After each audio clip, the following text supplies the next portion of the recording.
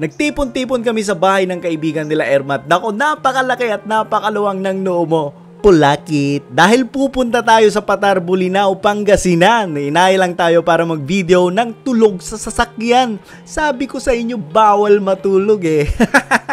Hindi ko mapinpoint kung saan tong pinasukan namin, pero tignan nyo na lang yung mga makikita nyong sign. Secret lang kasi tong rest house ni Madam. Pababa na pala ang andirit na kulay pink. Si Ermat, dahil nandito na tayo sa venue ng kanilang outing. Napakaganda dahil yung rest house nila nasa tabi ng dagat. Siyempre, kailangan mukha din tayong andirit dyan. Nagpapahinga muna pala sila dahil 2.5 hour ang biyahe namin. At habang nagpapahinga, hindi na ako makatiis na maglibot-libot para tignan ang mga tanawin.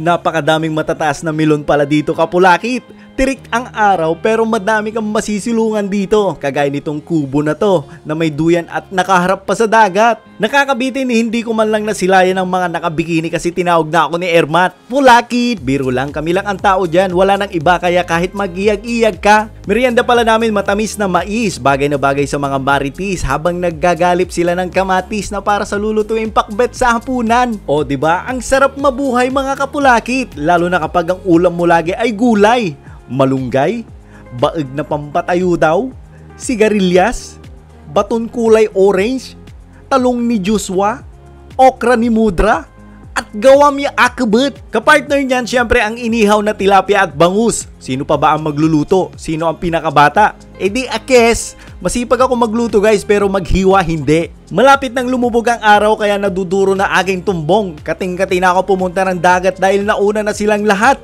para tignan ng napakagandang sunkiss para mag-emote.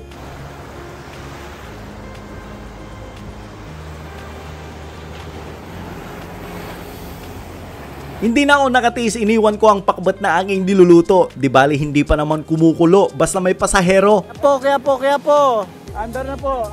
Kulang na po ng isa. Kaya po. Batang kaya po. Basta dyan kayo masaya, sagwan ninyo ang lupa. Parang sakainan lang din yan, self-service kumbaga. Unlimited yan hanggang madaling araw, nandyan pa din yung bangka. Okay kayo. Ayan pala si Madam, napakagaling mag-drive niyan. Sa galing niya, gustong subukang i-drive ang bangka. Pero sabi ko, kayo na lang dyan, gawin nyo ang trip nyo. Basta ako sasarapan ko ang pakbet ko.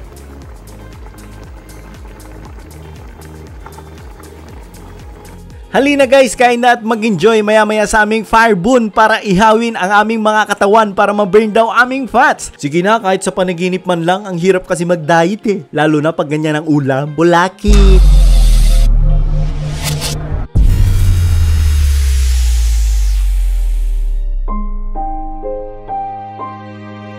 Maraming araw na tayong magkasama. Sa tuwa't lungkot, nandyan ka. Kahit saan man mapadpad ang paa. Kaibigan, itong saya, hindi mo makakalimutan. Kaya't ito ang aking sasabihin. Salamat sa pagiging tunay na kaibigan. I feel wonderful because I see the love light in your eyes, and the wonder of it all is that you just don't realize how much I love you. Maraming salamat sa panunod, Kapulakit. Kung stress ka, magpatar ka. Like and share kung nagustuhan mo ang video na to. Arriba!